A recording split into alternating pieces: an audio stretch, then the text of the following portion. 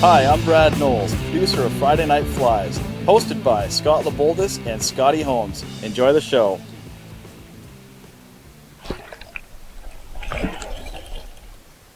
Bingo! Boom! Friday Night Flies. Loving that new intro. Anyways, it's Friday night, November 25th, a month till to Christmas. So excited. Snow's flying. Waiting for the ice to happen. We're a little behind last year, eh, B? It's getting nervous. Yeah. Got tours on the books for the winter and no ice, but whatever. It's Bust coming. out the pontoons. It's coming. It better be coming. Bust out the pontoons with that new BK variant that Brad just tied up. Anyways, I'm back from vacation. Was out in the saltwater, so tonight I'm tying up a bit of a saltwater pattern, but I kind of put a twist onto it to bring it home. You know what got me thinking about this? I know ice is coming, but you know what I'm jonesing for? Cutthroat. Next April. Yeah. Cutthroat already. I was looking at that. I was thinking the same thing. I'm like, ooh, that's a cutthroat killer. Yeah. So I was out on vacation just like, oh, cutthroat. Anyhow, this is the Mack Daddy Minnow. You got to give a little shout out to Davey McPhail one, because it is a spin on one of his patterns that I was looking at. That's where I got a little bit of the inside Mirage and good tire. Anyways, we all inspire each other, so that's where this is kind of coming from. So don't think I'm knocking anybody off to any credits. But this one is for Reg Mack. Reg Mack down at Rettle Sports in Vancouver. Rettle Distributing in Vancouver. Reggie, I hope you enjoy the fly, buddy. It's a killer. Yeah, he keeps this wall full, as well as Superfly.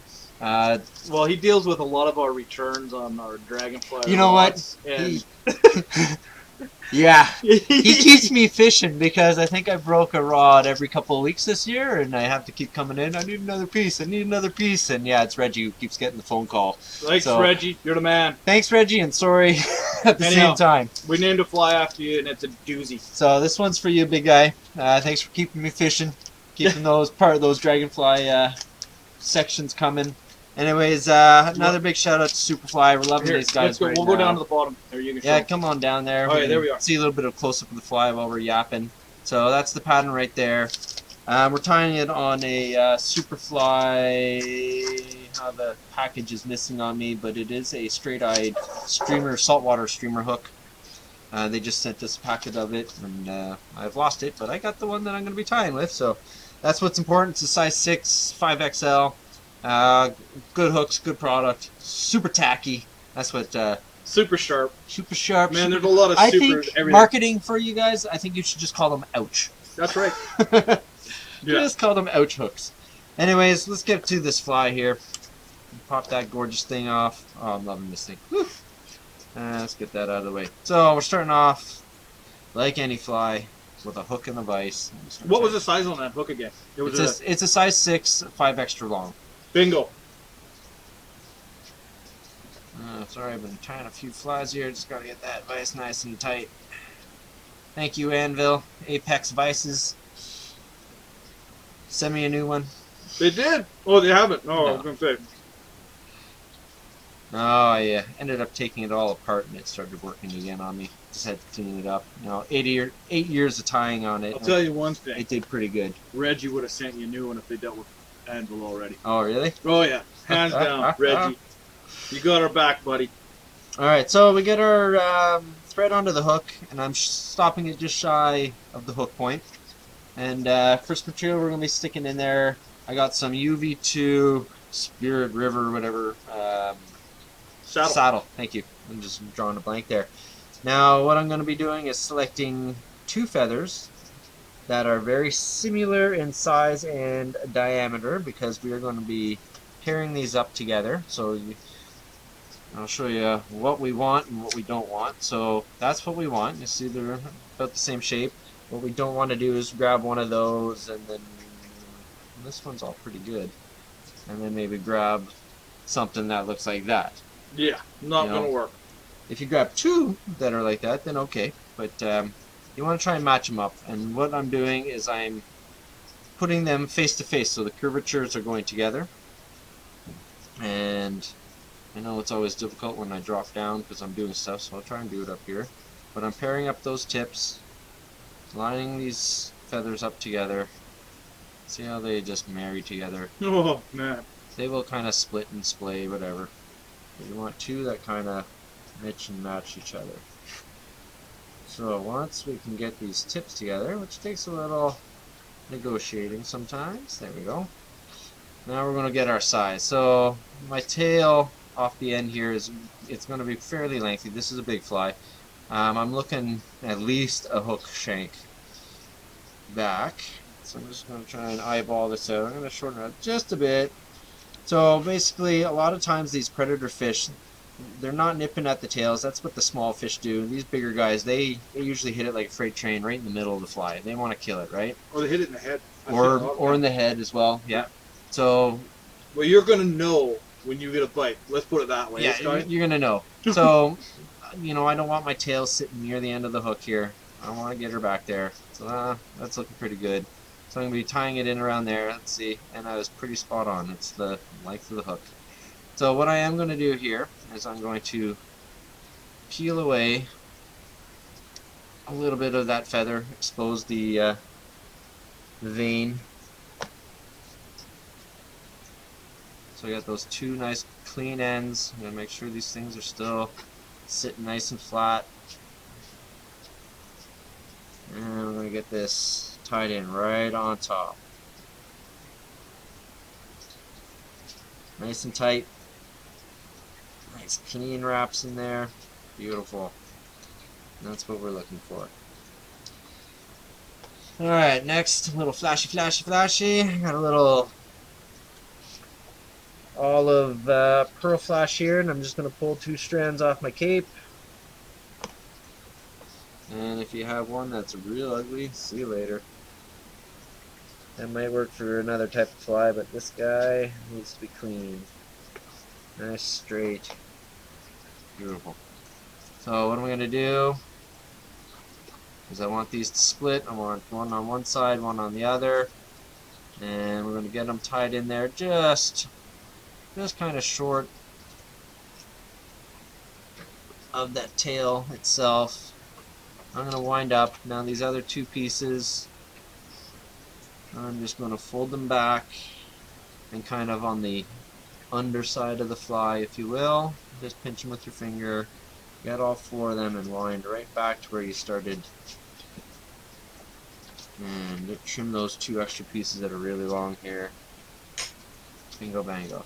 So they should be kind of beside and underneath that feather tail. Alright, next jobby to do is a little dubbing body. Now what I've been doing with this one, you can just dub it on. I like doing a little dub and loop, but I might have not brought my hook yet. Of course I did. Never leave home without it, bud. No, I ended up after doing the Friday Night Flies is I got a second set of everything pretty much. I just leave it in my box here. Travel kit. Got tired of showing up since and we're forgetting. talking about travel kit, next Friday, guess where we're going to be, Scotty? Where are we going? We're going to Superfly headquarters in Edmonton. That's right. Oh, buddy, I can't wait. We might even catch ourselves a little Edmonton Oilers game while we're there. Oh, super excited. Oh, man. They've got a pretty exciting team to watch now. The Oilers, yeah. Young guns, man. They got young guns. Alright guys, so I just put on some pearl. I believe I'm working with ice dubbing until I get all my diamond dubbing colors. You know, I'm right now for my diamond, I'm kind of cut down to all my salmon fly colors. I had to call. I don't have my full arrangement like I do here yet. It's going to happen very soon though. Don't worry about it. So what I did was I got my pearl white. It's all UV, and then I went to a light olive at the other end of it. Twist this all up, nice and tight. Now, why I like to do this instead of dubbing is I can get it locks in a lot better, so I'm not going to lose as much. And then what I can really do is really get this stuff long fibered. And we're going to see if I can't get this around without knocking that camera. That's okay. I'm just going to try and shorten this up a little bit.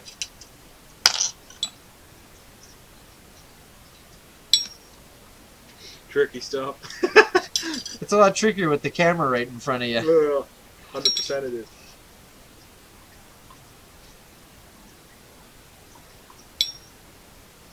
I'm going to just pull some of that fiber back.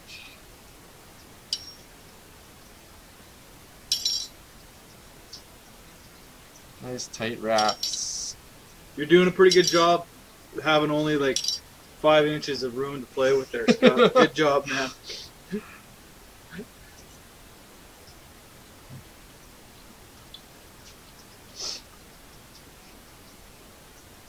Alright, now we're getting there. Okay. So when I start getting towards the head here,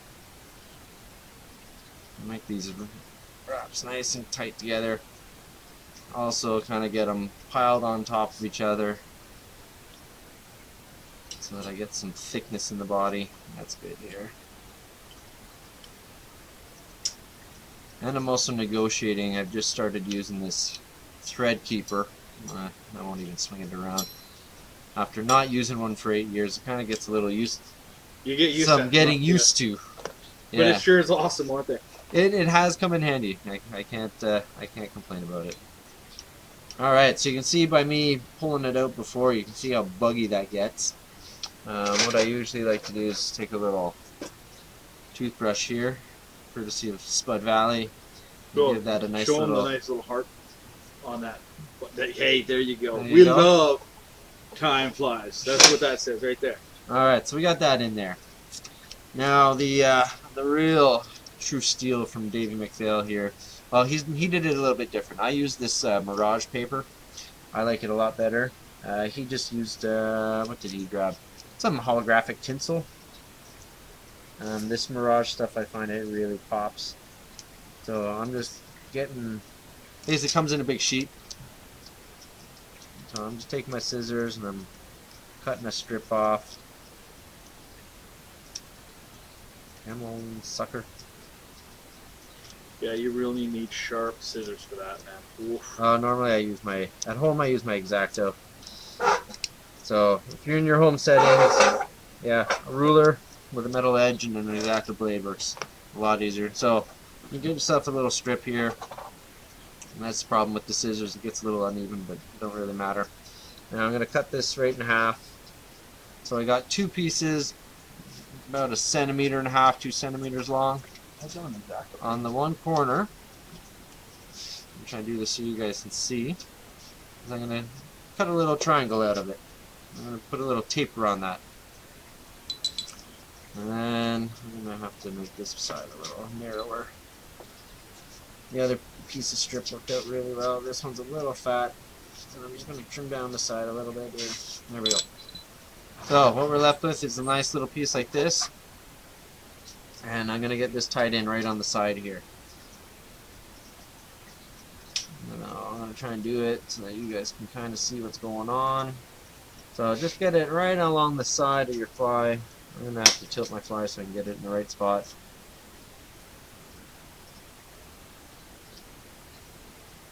Let's see if I can't trap this in there. I don't know why I'm having so much trouble tonight. There we go. Boom. That's what we're looking for. And then I'm going to do the same on the other side here. So there you go. Oh, nice.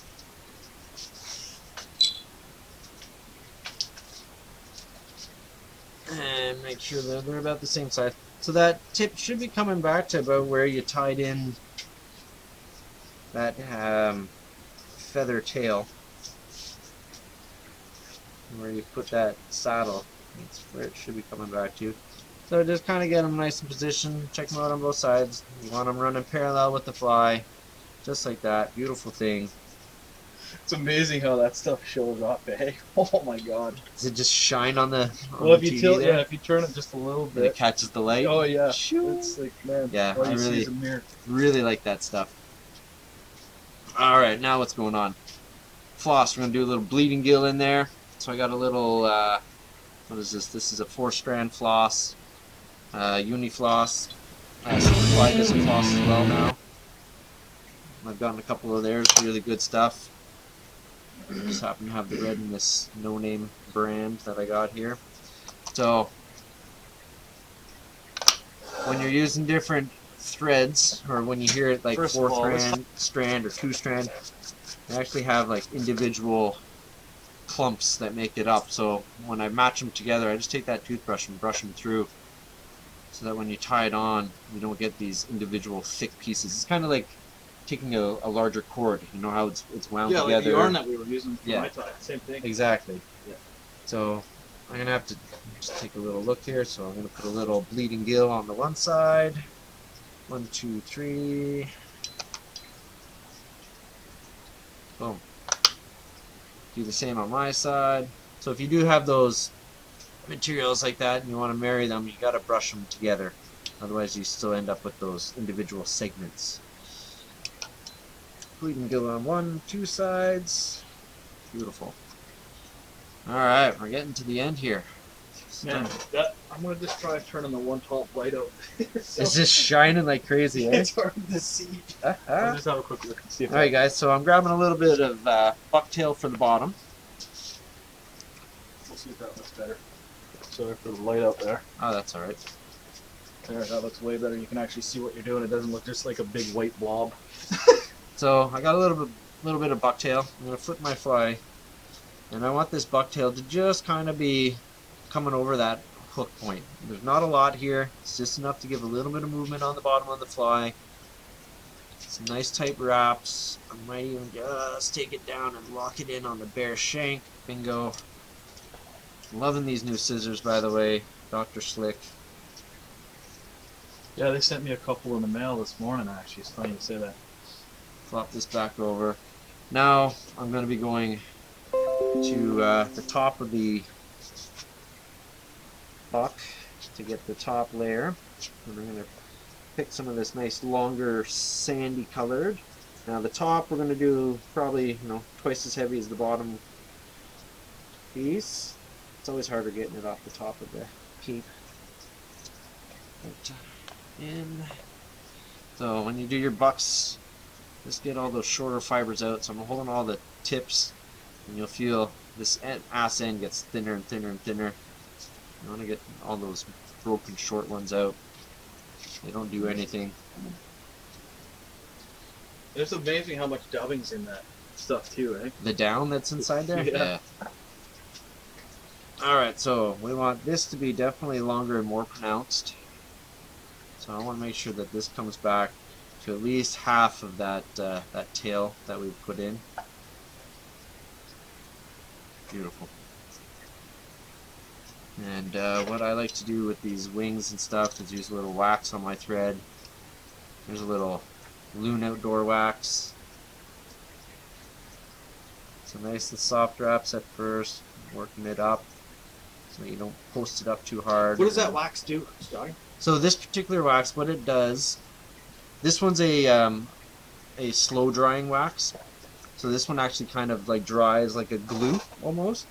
But when you put the wax on the thread, it helps to keep all those fibers together. Instead of allowing, like if I was going to do like a spun deer hair, Yep. I don't want any wax because I want that deer hair to kind of slide with the thread. So when you put the wax on the thread, it helps to bind to this material. So you can see it keeps it nice and tight together on the top. It's amazing. It doesn't allow it to roll around. And then this Loon product, I was using another cheaper one before, and then this Loon one is actually a slow drying one. So it goes on pretty tacky and sticky, but then it kind of dries hard. So it helps to kind of like glue it in there. Now that you've got some stark Yeah, contrast. so there you go. That's the Loon Slow Tack. So you can see how tacky this stuff is. There, now that there's some color in there other than white, you can actually focus on the flies You better. see a little bit? Oh yeah. No, it was looking pretty bright. Alright, so now we're going to start getting towards the end of this thing here. So I'm taking, again, I'm going back to that, I believe it's ice dubbing. Yep, ice dubbing. And I got some cream color, so a little bit darker than what we were working with before. And I'm going to make the chin of this minnow. So what I'm doing is I'm taking the fibers and I'm kind of pulling and stacking them So if you can see, I got this nice short little stack. One more time there, nice short little stack. And I'm going to place it on the fly, kind of like I'm doing an egg pattern. And I'm just going to get a couple nice clean wraps in there, pull that fiber back. Alright. So this will help build the shape of that head. And we'll go in with our trimmer scissors and kind of trim it down a little bit after. I'm going to do one more little stack in the front here, so I pull that other stuff forward. And then pull that stuff back. Alright. Wow. Now I got a dark olive for the top of the head, and same thing. I'm just gonna kind of pull those fibers, get a nice neat little stack. So this is kind of taken from the saltwater flies, like how they build those big, yeah, those just big similar streamers to that how they we do. it. Yeah. Is they stack dubbing. Wow. I know. I Beautiful. was wondering. I'm like, how do they get these really neat shaped heads on these flies? And like, it looks like dubbing.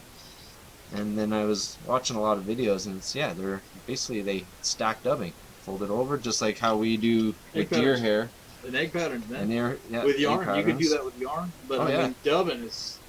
Yeah, they do it with like lot craft fur and stuff like that. But yeah, then when it comes down to the heads and how they get those really neat shapes that they glue the eyeballs onto, is they do these stacking of dubbings, just like that. So you can see how that creates a bigger profile. Oh yeah, amazing. So, alright, so I'm gonna just get a nice little nub up in there, and then before I get these eyes on, I'm gonna do a little shaping. Get my Velcro. I'm just gonna puff that dubbing out a little bit. Same with on the bottom. Alright, so that's, let me just get trimmed down a little bit. Same with the top. So then you can start getting the shape of the head. Where I find it the most I need it is usually just on the sides. Get that thinner profile, because if you can see the front of it, it is as wide as it is tall. So just use your scissors and give it a little bit of shape. Now it will get put down a little bit more once we get the eyes on. That looks looking good.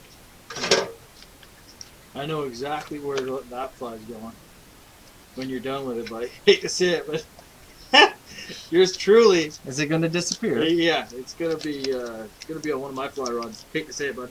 All right, so the eyes that I'm using is the Sparkle.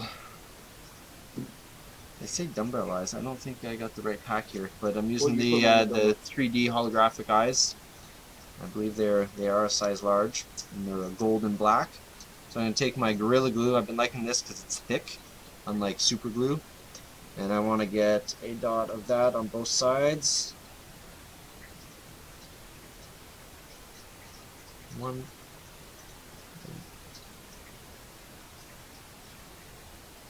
Two. So it's a little bit thicker than super glue. And we're going to get our eyes positioned on there.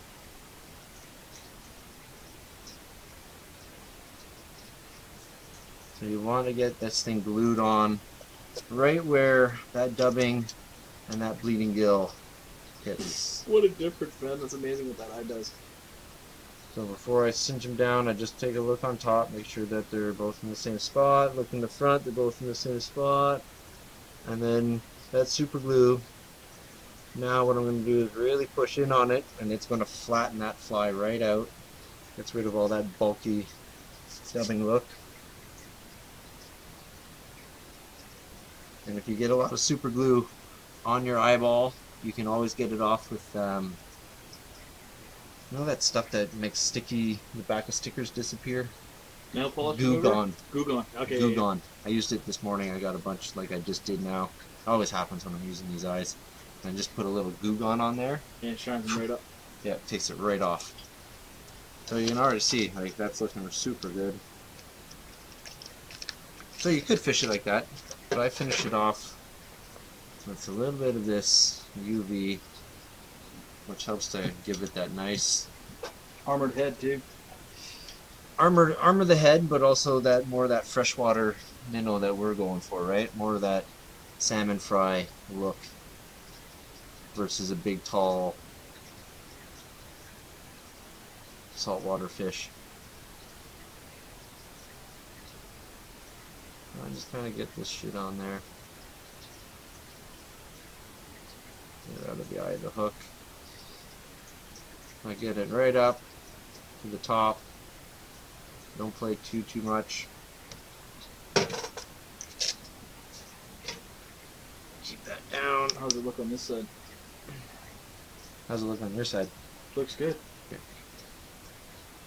So what he's doing right now is curing it with that UV light, buddy. That's the nice stuff about that Luno Dorse UV stuff. Yeah.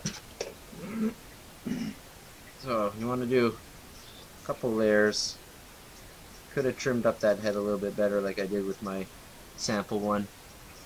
But that first one kind of gets all that fuzzy stuff put down to bed, and then you can come over with a nice clean one.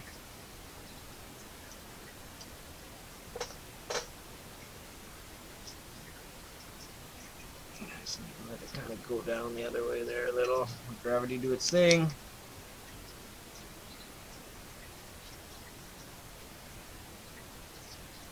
The finishing touches.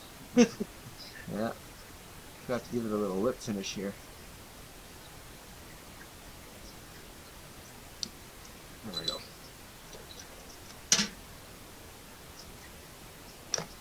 So for the camera there, I kind of crowded the eye a little bit.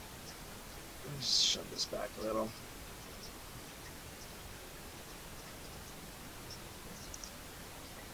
Wow, that's amazing stuff, man. That is amazing.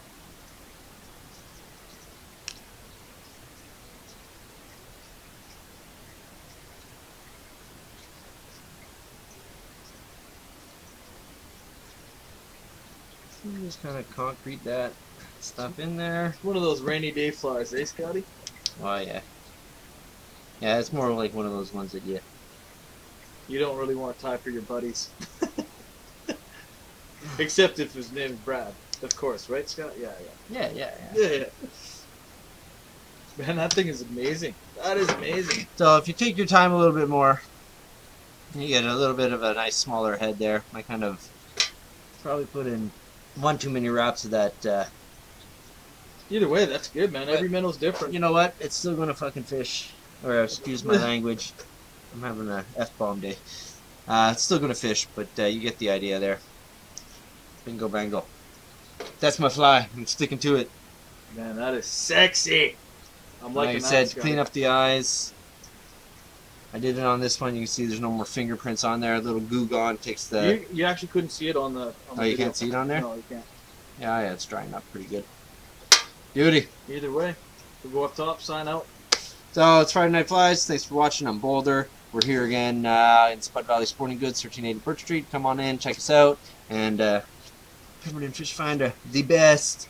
In the west. In the West. In Canada. So it's Boulder. Thanks for watching. I'm going to be back with another fly here. Wham. Salmon season. So join us again in a couple minutes and we'll do this all over again.